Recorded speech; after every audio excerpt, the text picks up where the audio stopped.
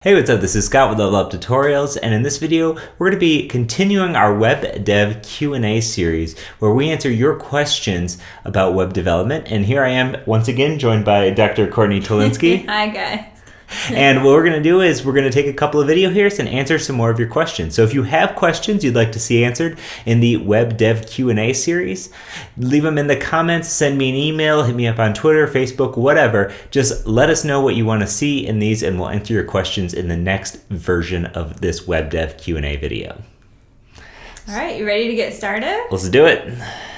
Okay. So I'm going to say Jamal. Yeah, that sounds about right to me. Jamal, okay. He wants to know, what are your steps to learning a new language? What's your process look like? Yeah. So for me, learning any type of new language or or anything like that, like a framework or any sort of like thing where it's its own self-contained thing. There's a lot of, you have to learn the foundations, you have to learn the foundational elements, almost like learning a real language, like a speaking language. You have to practice and learn those foundational elements over and over again, but there's also got to be a level of where you get yourself in over your head. So if you think about like, you're going to learn a language faster if you're in that country. Like if you're learning Japanese, you're going to learn Japanese better by being in Japan and being surrounded with it and being in a little bit over your head. And I think the same thing applies to programming languages. No, that makes a lot of sense, really. Yeah. So to just put yourself in a situation where you're like, well, I'm going to build this. I'm going to build X. I'm going to build an API or something in Ruby. And you might not know Ruby, but just keep doing it. Be in over your head and just keep trying to get out of that pit of not knowing anything, and you're going to advance the language skills that much faster, I think. So you would say immerse yourself in that language as much as you can, even if it's just really frustrating. Yeah. So Okay. Definitely immersion as well as foundation. So I would say it's a blend of both practicing and learning the foundations as well as just totally immersing yourself in it. Yeah. Okay. Do you ever use like chat rooms or resource guides to answer questions, or is there something like that? Yeah, it really depends on the language or community. Oh, okay. So there was IRC chat, the Internet Relay chat.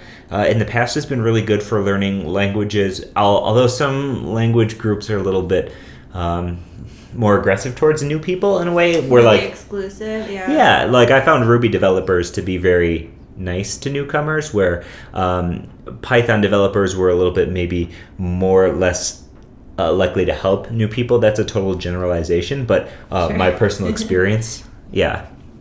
Okay. All right. So it really depends. Yeah, totally, I'd say. All right. Martin, he wants to know, do you see 24 years old as being too old to start maybe a fresh career in web development? What do you think about that? Yeah, so 24 is not too late to start at all. I'm trying to remember how old I was when I had my even first web dev job. I don't know. You might have been like 23, 24. I might have been 23, age, 24 yeah. when I got my first web dev job. And 24 is definitely not too late to start. You can start anytime, and as long as you're dedicated to learning and things like that, in a couple of years, you can be already a pretty high level if you're studying the right things and whatever, and you just grow from there. So I think it's more about willingness to learn and expose yourself to new things rather than just age in general. Yeah, it seems to be that drive that you have to have, right? Because, I mean, I see this guy and he works like pretty much all day long, I would say. Your face is always in the computer, even if we're like watching TV or, doing something, you're almost always like on your phone or on the computer. So it's really about your drive and your ambition to be successful, right? Yeah, I think that is a big thing, is just how much you want to put into it, how much energy. Yeah. Okay. So there's hope for you, Martin. Yeah. Go for it. Get it. All right. Now, is this me, Martin? Yeah, me, Martin.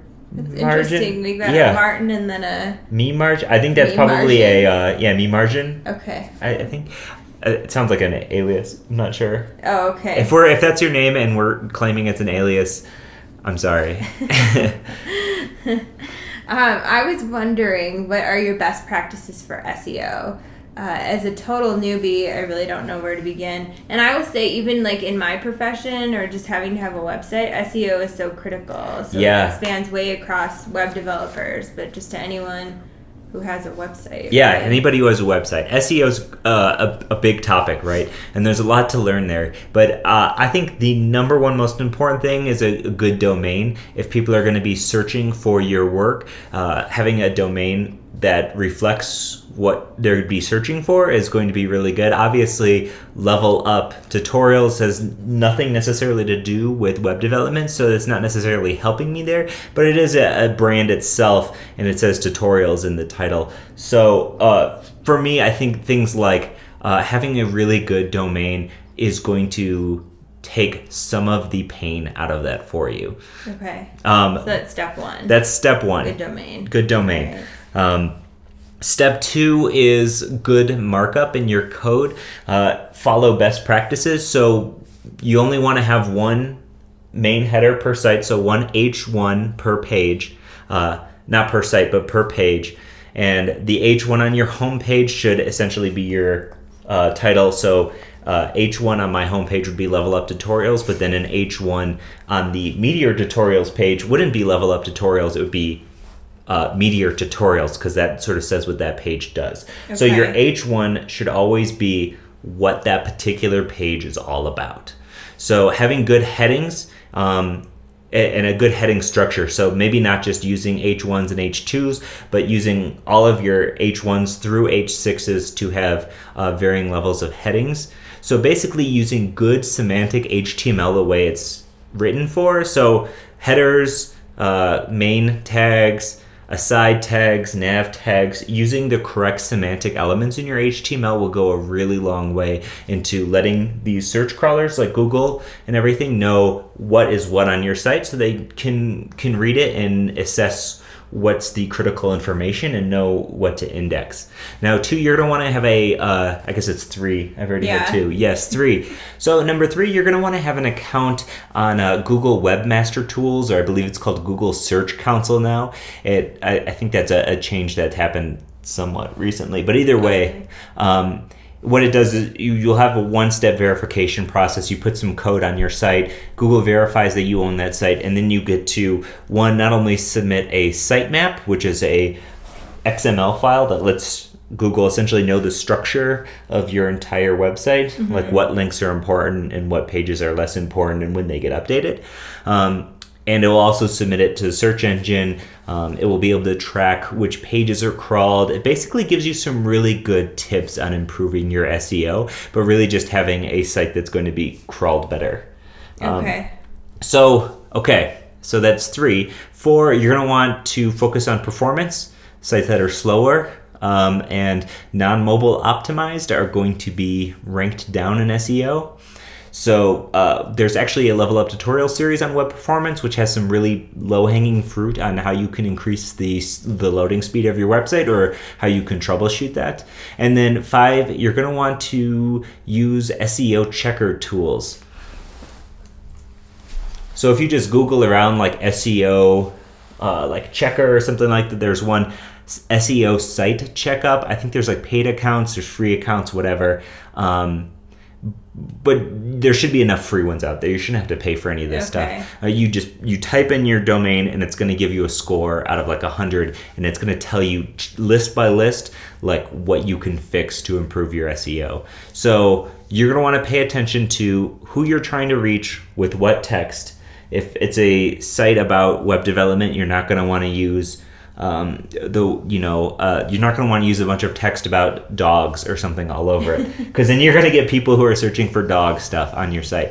So you definitely want to make sure that you're using language that you would expect people to search for on your site, and make sure that language is in the correct HTML semantic tags. But through all those things, you should be able to have good enough SEO to have it make a positive difference. Okay, and using words that you really want thinking about what words you want people to search for and having that throughout like the body of your text too, isn't that really important? Yeah, the amount of times words going to show up in your text, paragraph text, heading text, all that stuff makes a big difference. So maybe like a pre-step one is even thinking about what you want people to search for and what would drive people to go to your website. Yeah, right? Yeah, absolutely. I'm speaking with no experience. No, you're speaking with you're definitely speaking correctly there. Yeah. Okay. Yeah. All right, cool. Anything else you want to say about that? No, yeah, there's a lot to learn about SEO, so don't, it's also a slow process, so don't expect you to make some changes and all of a sudden be number one on top of Google. There's a lot to learn, but check out SEO blogs and stuff like that. Go to these like SEO site checkup stuff and go down through the list. And sooner or later, you won't even need those tools. I use them just as sort of verifications that I didn't miss anything. Okay. But for the most part, I'm paying attention to those things while I'm coding the site. Yeah. Cool. Okay. James wants to know. So you have a lot of newbies here today. It says, Good. Being new to the field, as I get further into coding, the more options or directions there seems to be in front of me. So he describes a few like PHP, jQuery, JavaScript, etc. All seem to be the next level of learning after the basics of HTML and CSS. Is it possible to create a roadmap of sorts, kind of explain what many of other coding technologies are designed for, and where they fit into the coding landscape? Yeah. Did that question make sense? Tons of sense. Yeah, it's actually it's something I'm attempting to do in my ebook that I'm working on, Developing the Developer, which she's laughing because I've been working on it for a really long time. That's not why I'm laughing. I read the book several times. I'm the editor. She's the editor. She's a great editor, by the way. That's why I'm laughing. Yeah. So, which it is still coming, by the way. Oh, you better not, bud. Yeah, and that ebook is still definitely on its way. It's still being edited, and I need to tweak something. So I am working on it. So yeah, so we really want to just spend a lot of time in JavaScript, not because JavaScript is like the end all, right? But JavaScript is the foundation for so much of what's going on today in the web, whether it's things like React or Meteor or Angular 2, or just so many of these even backend stuff like Express and node-based stuff. All this stuff is JavaScript at the end of the day. So whether you're learning React, you're learning Angular, you're learning Meteor or Ember, any of these things, a good knowledge of JavaScript will get you so much further along in these things than if you were just like thinking about it as, I'm going to learn this technology. And even inside of those, so we have jQuery and Ajax and stuff like that. It's all JavaScript. So I would recommend really spending a lot of time in learning foundations of JavaScript, learning the newer stuff, the ES 2015 stuff, which is a new next version of JavaScript. Yeah. And I would learn a front-end framework, whether it is Angular 1, Angular 2, React. I personally really like React right now. I know a lot of people do. And those things, not just for learning like that particular framework, but because those things get into higher level JavaScript concepts in a way that's going to like force you to learn them in a way that doesn't feel so like daunting and overwhelming to you. Okay, so start with the basics, and you're saying JavaScript is some of the basics. Yeah, right? I would say that JavaScript can be very basic, but it can also be like very, very high level and difficult. Yeah. But you're saying it's foundational, right? And then other things build upon that. Correct. Yeah. Okay. Yeah. So any of these frameworks or any of this stuff, I would definitely learn JavaScript, because even if you're working in WordPress or like PHP or an ASP, whatever, most likely you're going to be encountering a lot of JavaScript, and there's a lot of JavaScript careers out there. So you're better understanding, the better you're going to do in job interviews, the better you're going to do in looking at any of these frameworks, the better life is going to be overall. So JavaScript. Okay. Yeah. Awesome. JavaScript. Okay. So Hay wants to know, when using, now is this Sass? Yes, Sass. Okay. I know there's SAS. Yeah. My sassy. I know that one. everybody here's a quick pet peeve. SAS is not an acronym, so it should just be capital S, lowercase ASS. But everybody It's always a word. everybody always capitalizes all the letters. Oh. Yeah, it's not an acronym. Well, it looks like an acronym. No, I know. Everybody does. I'm telling you, everybody does. On Twitter, Reddit, whatever. So, yeah. And rant. Continue. All right, so it says, when using SAS, what would you rather use? The .SAS extension or the .scss extension?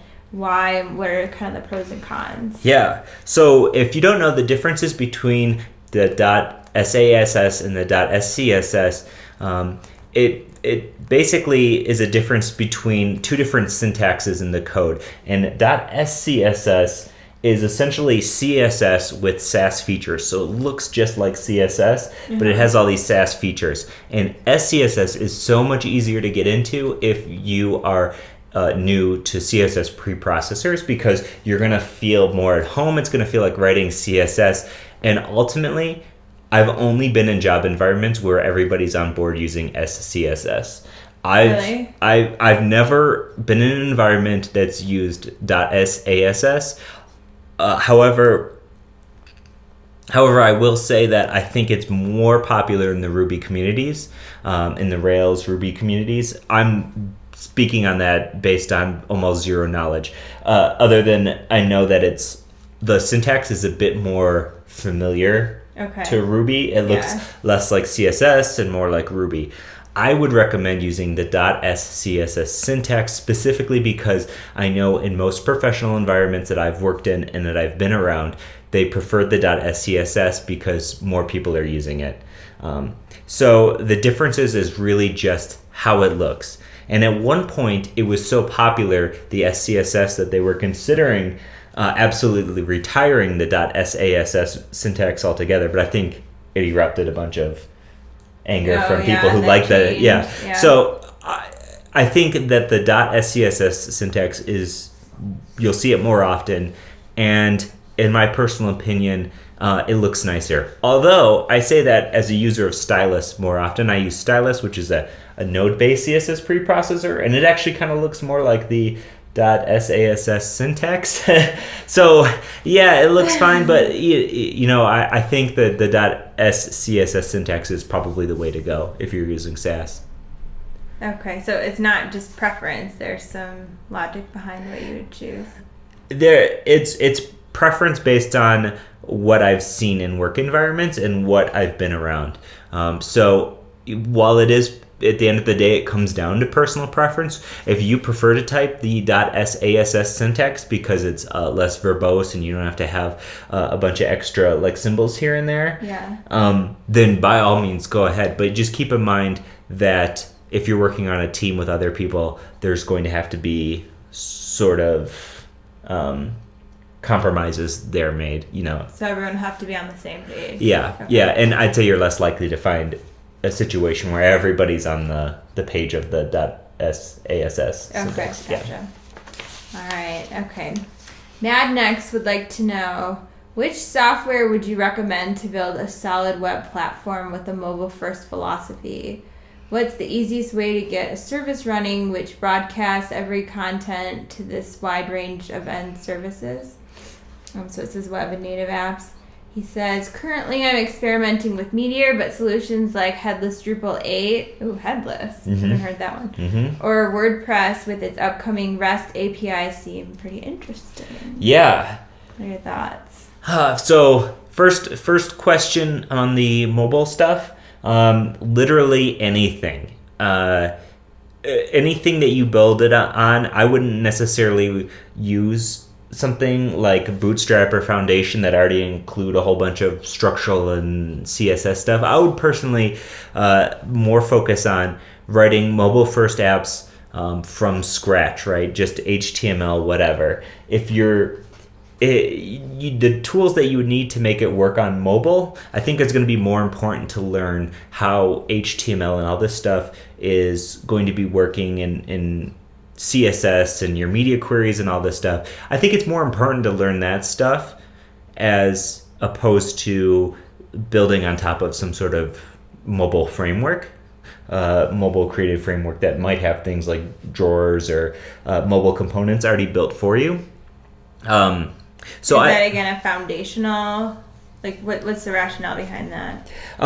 Because more often than not, you won't have those tools at your disposal. Okay, so it's good to know it instead of having those supports laid out for you. Yes. Okay. Yeah. So it's definitely good to build everything mobile first in a way that gives you a complete understanding of how it all works. Now, not to say you shouldn't use like grid frameworks or something. I use a grid called Lost, which is a post CSS based grid framework. So it doesn't get in the way. You're not specifying your markup in your HTML, but you're specifying it all in CSS. So anything where you can actually build out the flow from mobile to desktop and see that change that needs to be happen, I feel like you should be doing that yourself, because a lot of the times these frameworks, they get into this like at this 320 at 480 at 760 or 1440 at all these points, that's when this change happens. But that's not the way that real device screens and everything works. So really, if you're building it all yourself, you can use tools to like really see this browser go in the full range from mobile to desktop. And I'm definitely a fan of, I believe Brad Frost is a super talented developer, has a thing called Ish, ISH, Brad Frost's Ish, where it like automatically resizes your browser to a given position, and it's a great testing tool to see if your mobile website or desktop website looks good at any random possible point.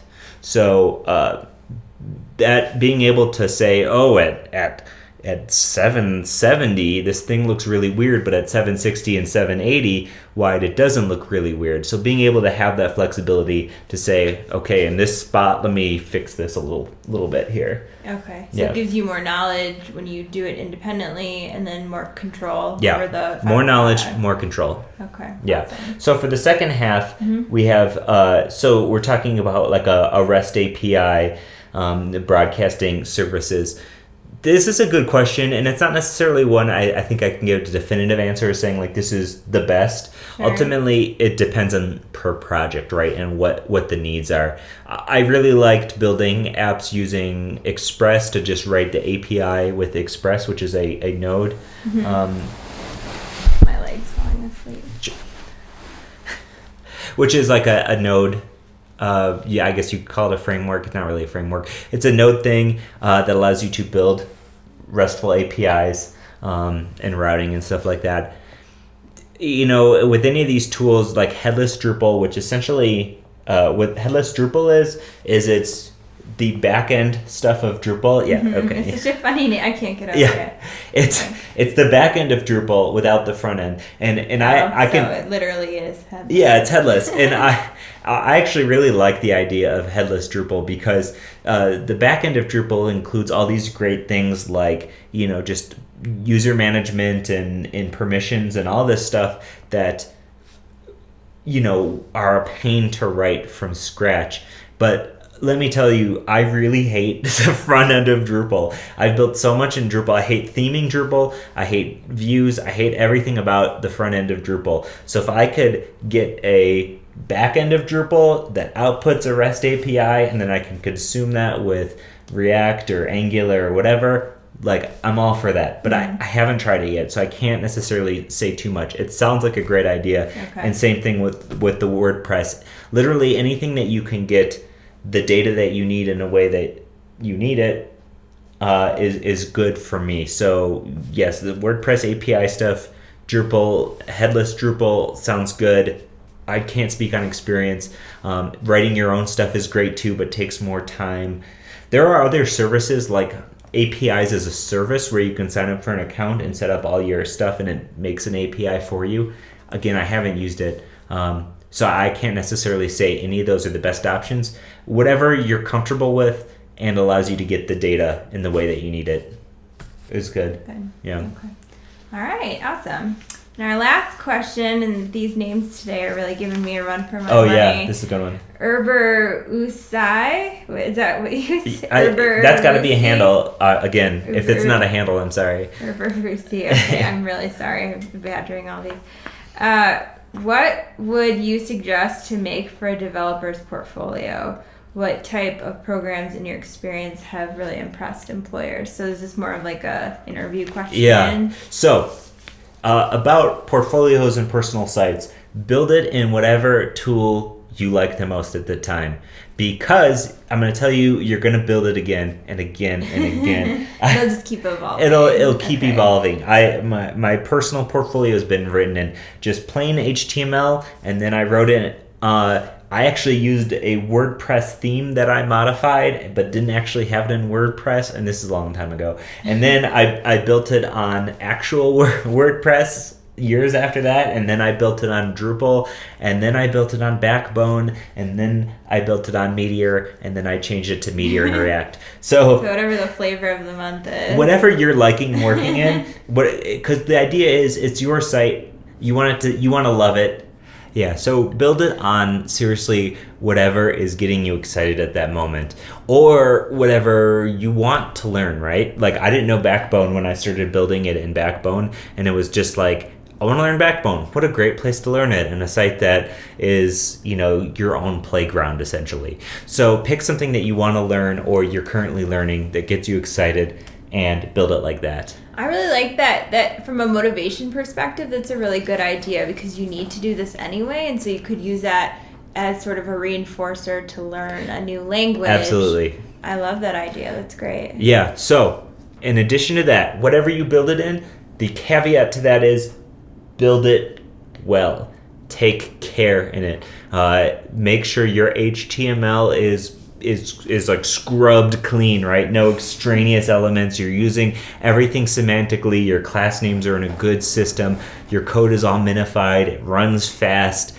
Whatever you do it in, do it well. That's the only thing I'm going to say, because if you think people won't look at your code, then you were totally wrong. I get so many emails from people or anything, and the first thing I do when I go to their site is command option U or whatever, and I view the source, and sometimes I see things I don't like, and some things I see things I really like, and I think it's a really important thing is to have nice code. And if you want to be like super fun with it, you can always like have a little comment in there to anybody who's looking at your code, like, hey, I noticed you're seeing the code, Is that like an Easter egg? Is that yeah, you could consider that an Easter egg. Sorry. Yeah, in fact, like some, I don't know if it's like Facebook, but some companies, if you inspect their page, in the JavaScript console, it'll be like, we noticed you're looking at the JavaScript console. Like, if you want to apply for a job, like, go here. Oh, that's cool. Yeah, just for like... Sometimes it pays off to view the source. Yeah. So make it a nice, make your code nice, follow best practices, build it on whatever you'd like.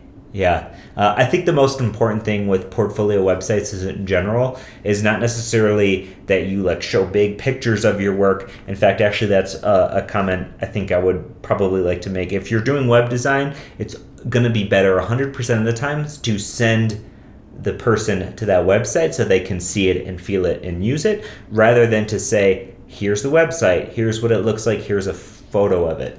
Okay. Because it doesn't matter. People are going to want to see it and use it anyways. The photo might give them an idea of like, hey, okay, here, let's go into it. But you still need to provide somebody the option to see that. If those links don't exist, you don't need it in your portfolio unless it's like an amazing killer piece. Also, don't put everything you've ever made in your portfolio. I, at one point, would do that. I would have like 20-some links. Okay. I would have like 20-some links in my portfolio, all of which were like varied of different qualities and different size sites. Curate it. Pick a few things. If you have a few Drupal sites, maybe you've done like 10 Drupal sites, pick like 2 Drupal sites. If you have 10 WordPress sites, pick 2 WordPress sites or something. If you look at mine at scottcholinsky.com, I have Level Up Tuts, Level Up Store. I say exactly what everything's built with. That way people can see at a glance, oh, this is built with Angular, this is built with React, this is built with Drupal, whatever. But I don't put everything I've ever worked on. I think I have like 6 examples. And if I were to put every site I would work on, nobody's going to look at them all. Put your best work, curate it, and that makes for a good portfolio. Okay. Yeah. All right, awesome. Well, that's all the questions I have. Cool. So I think it was another successful Q&A. If you have any more questions for either of us, leave them in the comment. Reach out to me on Twitter, Facebook, or anywhere pretty much. Or in the Slack chat room if you're not on Slack. You have a new Instagram for Level Up Tuts. I do. You should follow that if you like Level Up Tuts. Level Up Tutorials on Instagram. Yeah. I believe I'm Level Up Tuts everywhere. So it's Level Up Tutorials on Instagram. Right. I broke the pattern. I'm sorry about that. But yeah, follow me on Instagram too if you're on there. And seriously, reach out any way possible. Ask any questions. We're going to keep these Q&As going on and on and on until there are no more questions left. So as always, this is Scott. And Courtney. Thanks for watching, and we'll see you in the next one. Bye.